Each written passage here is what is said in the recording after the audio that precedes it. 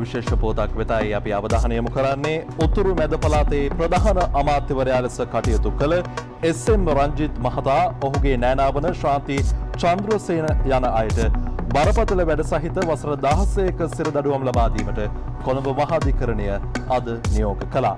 අල්ලස් කොමිසම මගින් ඔවුන්ට එරෙහිව මෙම නඩුව මහාධිකරණය හමුවේ ගොනු කළේ චෝදනා 6ක් යටතේ.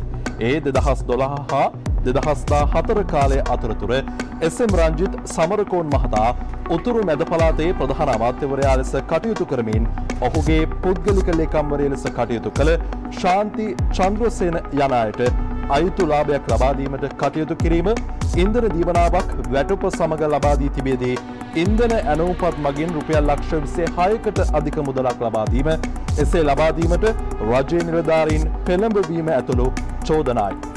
දීර්ඝ නඩු විභාගිකයන් අනතුරුව විනිසුරුවරයා සිය තීන්දුව ලබා දෙමින් පැවසුවේ විත්තිකරුවන්ට එරෙහිව පැමිණිල්ල විසින් ගොනු කර ඇති චෝදනා සාධාරණ සැකයෙන් ඔබට ඔප්පු කර ඇති බවයි. ඒ අනුව අල්ලස් පනත යටතේ ගැනෙන දූෂණය නම් වරද සිදු කිරීමට විත්තිකරුවන් දෙදෙනා වරදකරුවන් කරමින් මහාධිකරණ විනිසුරුවරයා දඩුවම් නියෝග නිකුත් කළා.